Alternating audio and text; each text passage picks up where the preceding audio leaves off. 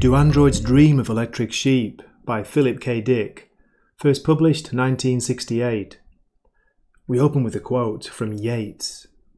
And still I dream he treads the lawn, walking ghostly in the dew, pierced by my glad singing through. On the next page there's another quote. Auckland. A turtle which explorer Captain Cook gave to the King of Tonga in 1777 died yesterday. It was nearly 200 years old. The animal called Tu Imalila died at the royal palace ground in the Tongan capital of Nuku, Alofa. The people of Tonga regarded the animal as a chief, and special keepers were appointed to look after it. It was blinded in a bushfire a few years ago.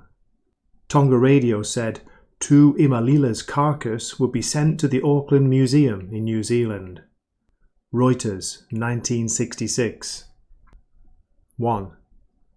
A merry little surge of electricity piped by automatic alarm from the mood organ beside his bed awakened Rick Deckard. Surprised, it always surprised him to find himself awake without prior notice. He rose from the bed, stood up in his multicoloured pyjamas, and stretched. Now, in her bed, his wife Iran opened her grey, unmerry eyes, blinked, then groaned and shut her eyes again. You set your Penfield too weak, he said to her. I'll reset it and you'll be awake and... Keep your hands off my settings. Her voice held a bitter sharpness. I don't want to be awake. He seated himself beside her, bent over her and explained softly. If you set the surge up high enough, you'll be glad you're awake. That's the whole point. At setting C, it overcomes the threshold barring consciousness, as it does for me. Friendlily, because he felt well disposed toward the world, his setting had been at D. He patted her bare, pale shoulder. Get your crude cop's hand away, Iran said. I'm not a cop.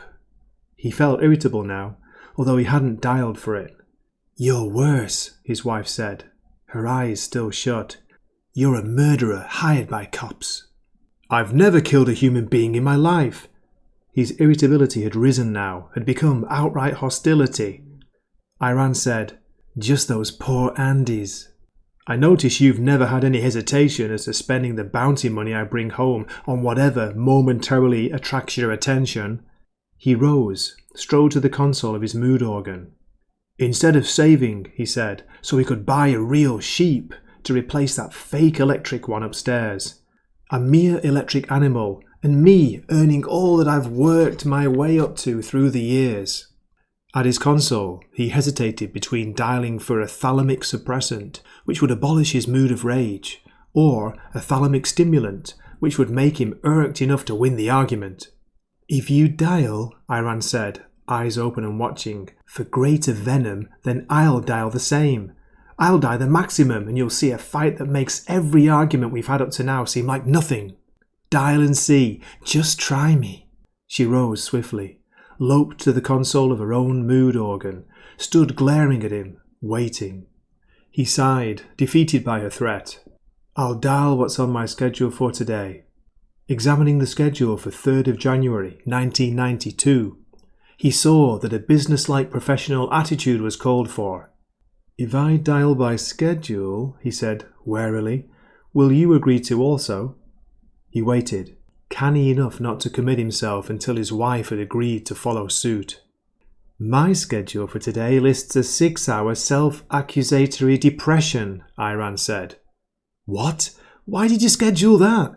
It defeated the whole purpose of the mood organ. I didn't even know you could set it for that, he said gloomily. I was sitting here one afternoon, Iran said, and naturally I turned on Buster Friendly and his friendly friends, and he was talking about a big news item he's about to break, and then that awful commercial came on, you know, the one I hate, for Montyback lead cod pieces. And so, for a minute I shut off the sound, and I heard the building, this building. I heard the... She gestured. Empty apartments, Rick said. Sometimes he heard them at night when he was supposed to be asleep. And yet, for this day and age, a one-half occupied Connaught building rated high in the scheme of population density. Out in what had been before the war, the suburbs, one could find buildings entirely empty, or so he'd heard. He'd let the information remain second-hand. Like most people, he did not care to experience it directly. "At that moment," Iran said, "when I had the TV sound off, I was in a 382 mood. I just dialed it. So although I heard the emptiness intellectually, I didn't feel it. My first reaction consisted of being grateful that we could afford a Penfield mood organ. But then I realised how unhealthy it was, sensing the absence of life, not just in this building, but everywhere, and not reacting. Do you see?" "I guess you don't." "But that used to be considered a sign of mental illness. They called it absence of appropriate effect. So I left the TV sound off and I sat down at my mood organ and I experimented. And I finally found a setting for despair." Her dark, pert face showed satisfaction, as if she'd achieved something of worth. "So I put it on my schedule for twice a month. I think that's a reasonable amount of time to feel hopeless about everything, about staying here on Earth after everybody who's smart has emigrated, don't you think?" "But a mood like that," Rick said, "you're apt to stay in it, not dial your way out. Despair like that, about total reality, is self-perpetuating." "I program an automatic resetting for 3 hours later," his wife said sleekly. "A 481, awareness of the manifold possibilities open to me in the future. New hope that—" "I know 481, he interrupted. He had dialed out the combination many times. He relied on it greatly. "Listen," he said, seating himself on his bed and taking hold of her hands to draw her down beside him. "Even with an automatic cut-off, it's dangerous to undergo depression, any kind. Forget what you've scheduled and I'll forget what I've scheduled. We'll die a 104 together and both experience it, and then you stay in it while I reset mine for my usual business-like attitude. That way, I'll want to hop up to the roof and check out the sheep and then head for the office. Meanwhile, I'll know you're not sitting here brooding with no TV." He released her slim, long fingers, passed through the spacious apartment to the living room, which smelled faintly of last night's cigarettes. There, he bent to turn on the TV. From the bedroom, Iran's voice came. "I can't stand TV before breakfast." "Dial 888, Rick said as the set warmed. "The desire to watch TV, no matter what's on it." "I don't feel like dialing anything at all now," Iran said. "Then dial 3, he said. "I can't dial a setting that stimulates my cerebral cortex into wanting to dial. If I don't want to dial, I don't want to dial that most of all, because then I will want to dial, and wanting to dial is right now the most alien drive I can imagine.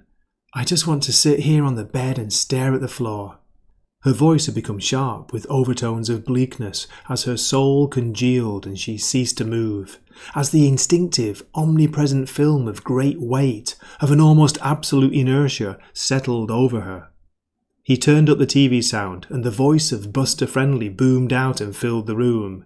"Ho ho folks, time now for a brief note on today's weather. The Mongoose satellite reports that fallout will be especially pronounced toward noon and will then taper off. So all you folks who'll be venturing out—" Appearing beside him, her long nightgown trailing wispily, Iran shut off the TV set. "Okay, I give up. I'll dial. Anything you want me to be. Ecstatic sexual bliss. I feel so bad I'll even endure that. What the hell? What difference does it make?" "I'll dial for both of us," Rick said, and led her back into the bedroom. There, at her console, he dialed 594. Pleased acknowledgement of husband's superior wisdom in all matters. On his own console, he dialed for a creative and fresh attitude toward his job, although this he hardly needed. Such was his habitual innate approach without recourse to Penfield artificial brain stimulation. After a hurried breakfast, he had lost time due to the discussion with his wife. He ascended, clad for venturing out, including his Ajax model mountebank lead codpiece, to the covered roof pasture whereon his electric sheep grazed. Whereon it, sophisticated piece of hardware that it was, chomped away in simulated contentment, bamboozling the other tenants of the building. Of course, some of their animals undoubtedly consisted of electronic circuitry fakes too. He had, of course, never nosed into the matter any more than they, his neighbours, had pried into the real workings of his sheep. Nothing could be more impolite. To say, Is your sheep genuine? Would be worse breach of manners than to inquire whether a citizen's teeth, hair, or internal organs would test out authentic. The morning air, spilling over with radioactive motes, grey and sun-beclouding, belched about him, haunting his nose. He sniffed involuntarily the taint of death. Well, that was too strong a description for it, he decided, as he made his way to the particular plot of sod which he owned, along with the unduly large apartment below. The legacy of World War Terminus had diminished in potency. Those who could not survive the dust had passed into oblivion years ago, and the dust, weaker now and confronting the strong survivors, only deranged minds and genetic properties. Despite his lead codpiece, the dust, undoubtedly filtered in and at him, brought him daily, so long as he failed to emigrate, its little load of befouling filth. So far, medical checkups taken monthly confirmed him as a regular, a man who could reproduce within the tolerances set by law. Any month, however, the exam by the San Francisco Police Department doctors could reveal otherwise. Continually, new specials came into existence, created out of regulars by the omnipresent dust. The saying currently blabbed by posters, TV ads, and government junk mail ran, "Emigrate or degenerate, the choice is yours." Very true, Rick thought, as he opened the gate to his little pasture and approached his electric sheep. "But I can't emigrate," he said to himself, "because of my job." The owner of the adjoining pasture, his Connaught neighbour Bill Barber, hailed him. He, like Rick, had dressed for work, but he had stopped off on the way to check his animal too. "My horse," Barber declared beamingly, "is pregnant." He indicated the big Percheron which stood staring off in an empty fashion into space. "What do you say to that?" "I say pretty soon you'll have 2 horses, Rick said. He had reached his sheep now. It lay ruminating, its alert eyes fixed on him in case he had brought any rolled oats with him. The alleged sheep contained an oat-tropic circuit. At the sight of such cereals, it would scramble up convincingly and amble over. "What's she pregnant by?" he asked Barber. "The wind?" "I bought some of the highest quality fertilizing plasma available in California," Barber informed him, "through inside contacts I have with the State Animal Husbandry Board. Don't you remember last week when their inspector was out here examining Judy? They're eager to have her foal. She's an unmatched superior." Barber thumped his horse fondly on the neck, and she inclined her head toward him. "Ever thought of selling your horse?" Rick asked. He wished to God he had a horse, in fact any animal. Owning and maintaining a fraud had a way of gradually demoralizing one. And yet, from a social standpoint, it had to be done, given the absence of the real article. He had therefore no choice except to continue. Even were he not to care himself, there remained his wife, and Iran did care very much. Barber said, "It would be immoral to sell my horse." "Sell the colt then. Having 2 animals is more immoral than not having any." Puzzled, Barber said, "How do you mean? A lot of people have 2 animals, even 3, 4, and like in the case of Fred Washburn, who owns the algae processing plant my brother works at, even 5. Didn't you see that article about his duck in yesterday's Chronicle? It's supposed to be the heaviest, largest Muscovy on the west coast." The man's eyes glazed over, imagining such possessions. He drifted by degrees into a trance. Exploring about in his coat pockets, Rick found his creased, much-studied copy of Sydney's Animal and Fowl catalogue January supplement. He looked in the index, found colts, and presently had the prevailing national price. "I can buy a Percheron colt from Sydney's for $5,000, he said aloud. "No, you can't," Barber said. "Look at the listing again. It's in italics. That means they don't have any in stock, but that would be the price if they did have." "Suppose," Rick said, "I pay you $500 a month for 10 months, full catalogue value."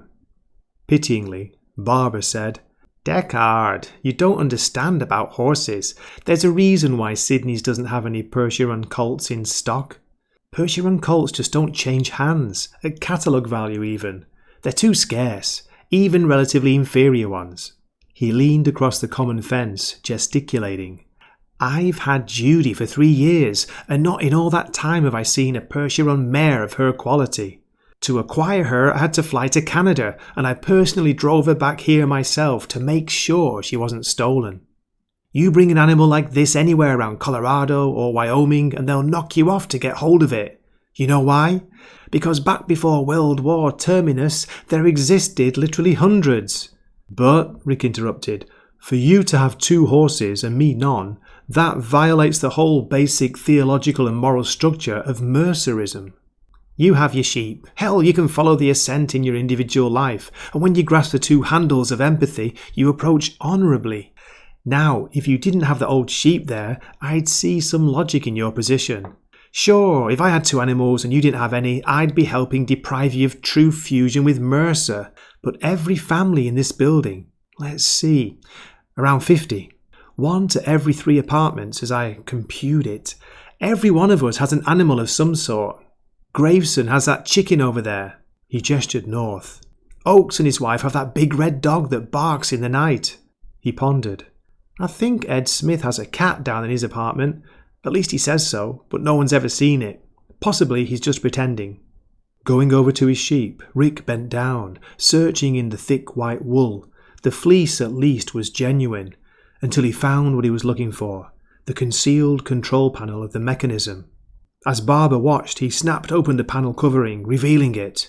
See, he said to Barber, you understand now why I want your colt so badly. After an interval, Barber said, You poor guy. Has it always been this way? No, Rick said, once again closing the panel covering of his electric sheep. He straightened up, turned, and faced his neighbour. I had a real sheep originally. My wife's father gave it to us outright when he emigrated. Then, about a year ago, remember that time I took it to the vet?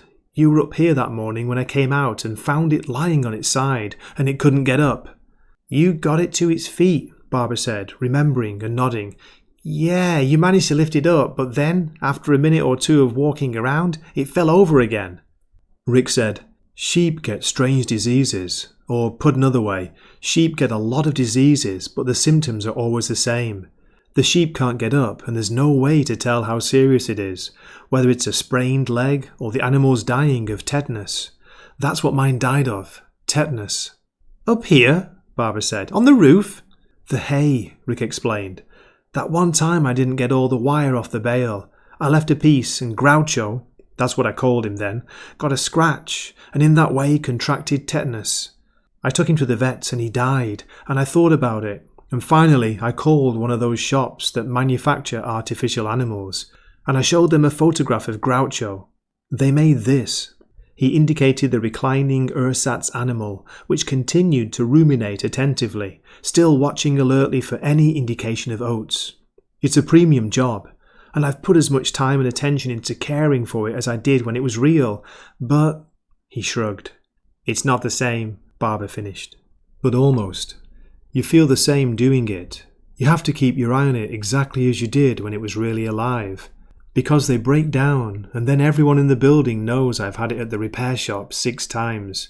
Mostly little malfunctions, but if anyone saw them... For instance, one time the voice tape broke, or anyhow it got fouled, and it wouldn't stop barring. They'd recognise it as a mechanical breakdown. He added, The repair outfit's truck is of course marked Animal Hospital something, and the driver dresses like a vet, completely in white. He glanced suddenly at his watch, remembering the time. I have to go to work, he said to Barber. I'll see you this evening. As he started toward his car, Barber called after him hurriedly. I won't say anything to anybody here in the building. Pausing, Rick started to say thanks, but then something of the despair that Iran had been talking about tapped him on the shoulder, and he said, I don't know. Maybe it doesn't make any difference. But they'll look down on you. Not all of them, but some. You know how people are about not taking care of an animal. They consider it immoral and anti-empathic. I mean, technically it's not a crime like it was right after WWT, but the feeling's still there. God, Rick said futilely, and gestured empty-handed. I want to have an animal. I keep trying to buy one, but on my salary and what a city employee makes. If, he thought, I could get lucky in my work again. as I did 2 years ago when I managed to bag 4 Andes during 1 month. If I had known then, he thought, that Groucho was going to die. But that had been before the tetanus, before the 2-inch piece of broken hypodermic-like baling wire. You could buy a cat, Barbara offered. Cats are cheap. Look in your Sydney's catalogue. Rick said quietly, I don't want a domestic pet. I want what I originally had, a large animal. A sheep, or if I can get the money, a cow, or a steer, or what you have, a horse. The bounty from retiring 5 Andes would do it, he realised. $1,000 apiece, over and above my salary. Then somewhere I could find, from someone, what I want. Even if the listing in Sydney's Animal and Fowl is in italics. $5,000. But, he thought, the 5 Andes first have to make their way to Earth from one of the colony planets. I can't control that. I can't make 5 of them come here. And even if I could, there are other bounty hunters with other police agencies throughout the world. The Andes would specifically have to take up residence in Northern California, and the senior bounty hunter in this area, Dave Holden, would have to die or retire.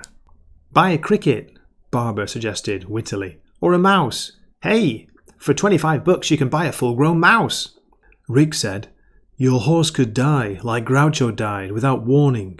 When you get home from work this evening, you could find her laid out on her back, her feet in the air, like a bug. Like what you said, a cricket. He strode off, car key in his hand. Sorry if I offended you, Barbara said nervously. In silence, Rick Deckard plucked open the door of his hovercar. He had nothing further to say to his neighbour. His mind was on his work, on the day ahead. 2. In a giant empty decaying building which had once housed thousands, a single TV set hawked its wares to an uninhabited room. This ownerless ruin had, before World War Terminus, been tended and maintained. Here had been the suburbs of San Francisco, a short ride by monorail rapid transit. The entire peninsula had chattered like a bird tree with life and opinions and complaints, and now the watchful owners had either died or migrated to a colony world, mostly the former. It had been a costly war, despite the valiant predictions of the Pentagon and its smug scientific vassal, the Rand Corporation, which had, in fact, existed not far from this spot. Like the apartment owners, the corporation had departed, evidently for good.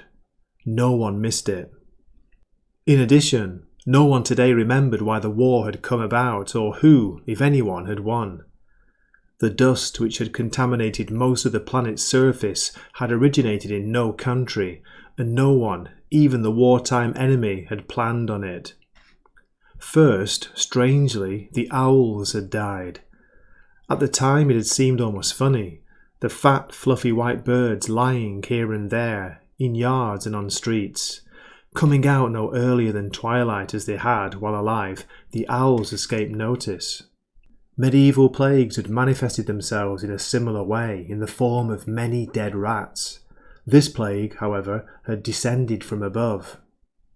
After the owls, of course, the other birds followed, but by then the mystery had been grasped and understood. A meagre colonization program had been underway before the war, but now that the sun had ceased to shine on Earth, the colonization entered an entirely new phase. In connection with this, a weapon of war, the synthetic freedom fighter, had been modified, able to function on an alien world. The humanoid robot, strictly speaking, the organic android, had become the mobile donkey engine of the colonization program. Under UN law, each emigrant automatically received possession of an android subtype of his choice, and by 1990, the variety of subtypes passed all understanding, in the manner of American automobiles in the 1960s. That had been the ultimate incentive of emigration, the android servant as carrot, the radioactive fallout as stick. The UN had made it easy to emigrate, difficult, if not impossible, to stay. Loitering on Earth potentially meant finding oneself abruptly classed as biologically unacceptable, a menace to the pristine heredity of the race. Once pegged as special, a citizen, even if accepting sterilization, dropped out of history. He ceased, in effect, to be part of mankind, and yet persons here and there declined to migrate. That, even to those involved, constituted a perplexing irrationality. Logically, every regular should have emigrated already. Perhaps, deformed as it was, Earth remained familiar, to be clung to. Or possibly the non-emigrant imagined that the tent of dust would deplete itself finally. In any case, thousands of individuals remained, most of them constellated in urban areas where they could physically see one another, take heart at their mutual presence. Those appeared to be the relatively sane ones, and, in dubious addition to them, occasional peculiar entities remained in the virtually abandoned suburbs. John Isidor, being yammered at by the television set in his living room as he shaved in the bathroom, was one of these. He simply had wandered to this spot in the early days following the war. In those evil times, no one had known, really, what they were doing. Populations, detached by the war, had roamed, squatted temporarily at first one region and then another. Back then, the fallout had been sporadic and highly variable. Some states had been nearly free of it, others became saturated. The displaced populations moved as the dust moved. The peninsula south of San Francisco had been at first dust-free, and a great body of persons had responded by taking up residence there. When the dust arrived, some had died and the rest had departed. J.R. Isidor remained. The TV set shouted, "Duplicates the halcyon days of the pre-Civil War southern states. Either as body servants or tireless field hands, the custom-tailored humanoid robot designed specifically for your unique needs, for you and you alone. Given to you on your arrival absolutely free, equipped fully as specified by you before your departure from Earth. This loyal, trouble-free companion in the greatest, boldest adventure contrived by man in modern history will provide." It continued on and on.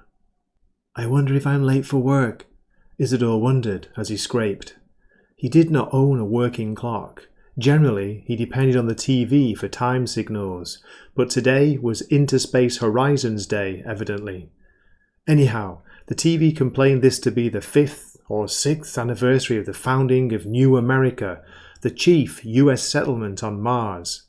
And his TV set, being partly broken, picked up only the channel which had been nationalized during the war and still remained so. The government in Washington, with its colonization program, constituted the sole sponsor which Isidor found himself forced to listen to. "Let's hear from Mrs. Maggie Klugman," the TV announcer suggested to John Isidor, who wanted only to know the time.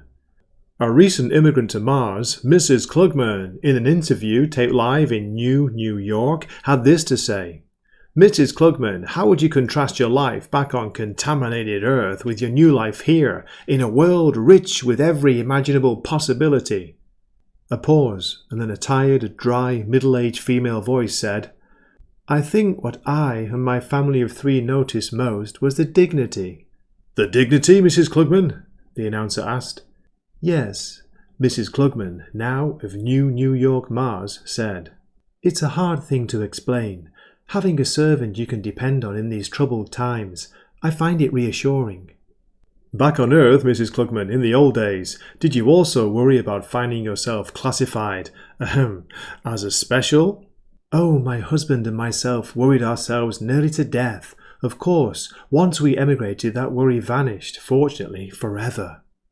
To himself, John Isidor thought acidly, "And it's gone away for me too, without my having to emigrate." He had been a special now for over a year, and not merely in regard to the distorted genes which he carried. Worse still, he had failed to pass the minimum mental faculties test, which made him in popular parlance a chickenhead. Upon him the contempt of 3 planets descended. However, despite this, he survived. He had his job driving a pickup and delivery truck for a false animal repair firm. The Van Ness Pet Hospital and his gloomy Gothic boss, Hannibal Sloat, accepted him as human, and this he appreciated. Mors curta vita incurta, as Mr. Sloat occasionally declared.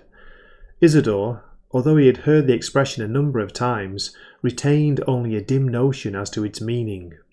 After all, if a chicken head could fathom Latin, he would cease to be a chicken head. Mr. Sloat, when this was pointed out to him, acknowledged its truth.